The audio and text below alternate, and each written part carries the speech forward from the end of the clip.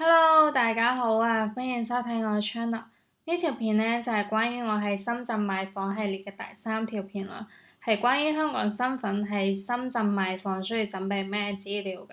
前2條片呢，其實有帶大家一齊去睇樓啦，但係都係深圳嘅寶安區。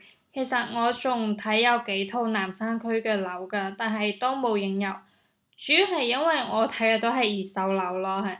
而我睇過嘅幾間單位其實係有人住緊嘅，所以就唔係幾方便影咯，可能人哋都唔係幾願意俾你影咁。所以呢，我就唔再帶大家一齊去睇樓啦。呢條片呢，就想同大家講一下，睇好樓之後買樓需要準備啲咩資料嘅。係啦，其實我已經睇好樓啦，而且已經簽好合同啦。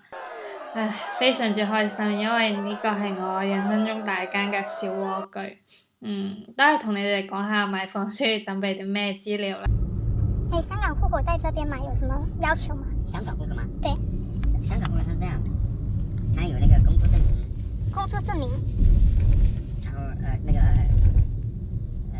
你們那個要社保嗎？不用，你們那個叫什麼證？叫回鄉證還是叫什麼證？哦，回鄉證。有個要回鄉證，然後要那個工作證明，然後要銀行流水，就看這些。但是你的房貸記錄他也會看啊。比如說你要貸款的話，他要看你的有沒有房貸記錄，這個有。他以前港澳台這種買房，他會有那個，他會加那個擔保人以前。擔保人是嗎？以前會加，現在好像不用加這個。就是用我們說的比較通俗點的話，就是說，那你萬一跑了，他找不到人嘛，知道吧？但你找個擔保人的話，就算你跑了，人家會找，就說你還找那個你的擔保人嘛。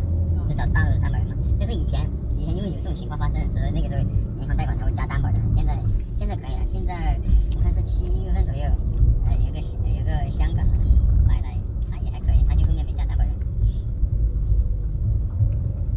對，他香港人他買房呢就簡單一點，他不像其他就是要麼生戶，要麼要5年社保，是這樣子的。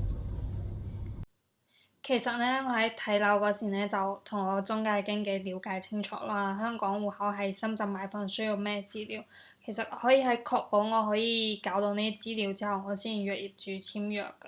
如果大家預算充足，全款買嘅話，其實都唔需要了解咁多聲明書啊、擔保人呢啲，其實都唔需要嘅，直接攞錢去買就好啦。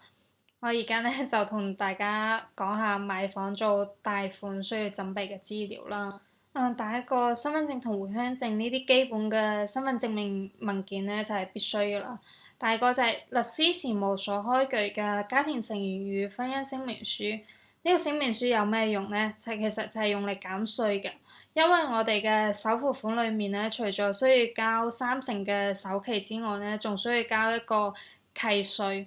如果你有呢個聲明書呢，契稅呢就可以從3個點降到返1個點啦。中介呢就話呢個聲明書呢唔係必須嘅，但如果你買一個假如500萬嘅房啦，辦理呢個聲明書呢就可以慳返10萬喎。我哋冇理由同錢過唔去啊，係咪？所以呢個聲明書呢都好重要嘅。咁呢個聲明書要點去辦理呢？因為我係未婚嘅狀態啦，所以首先我要去返香港婚姻登記處辦理返一張單身紙。我呢就係直接去沙田婚姻登記處辦理嘅，唔需要預約，一共使咗820蚊港紙，馬上辦理就可以馬上攞嗰個未婚證明啦。其實都好快，前後大概即係10分鐘左右啦。網上申請好似係需要7個工作日㗎，所以都係親自去現場辦理，其實會比較快一啲咯。辦理咗單身紙之後呢，就喺香港揾咗一間律師事務所開嗰個聲明啦。需要嘅資料呢，其實都係身份證、回鄉證，仲有嗰張單身紙。費用呢，大概係3000零蚊咁啦。唔同律師行收費唔一樣，我就揀咗一間便宜嘅，然之後辦理時間比較快嘅，一共係3030蚊港紙啦，需要2個工作日。即刻攞啦！係啊，呢張齊佢。至於第3、第4點，收入證明同銀行流水就唔需要過多嘅解釋啦，就係要睇下你有冇穩定嘅收入去還貸款嘅。收入證明你揾公司開就得。銀行流水呢，就係最好可以確保最近嘅一年每個月都有一筆唔錯嘅收入啦。水電費證明呢一點呢，其實因為我本來喺深圳已經生活咗幾年啦，所以呢點呢係冇乜問題嘅，只需要提供最近嘅3個月嘅電費發票呢，其實就可以啦。如果你冇喺深圳住嘅話，我相信你嘅中介經紀呢都會有辦法幫你處理㗎。我覺得呢點都唔係一個大問題咯。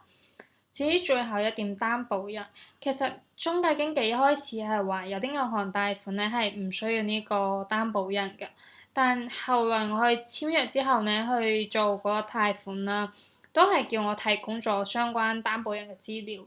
咁對於擔保人有咩要求呢？首先就係深圳戶口，仲要提供戶口簿、身份證啊、收入證明啊，同埋銀行流水呢啲資料。所以其實我覺得對擔保人要求都幾高㗎。貸款買房咧，其實真係幾好麻煩嘅事，所以希望大家你哋以後可以存款買房啦。好啦，今集嘅內容咧就到呢度先啦，下一集內容再同大家講下買房嘅流程啊。拜。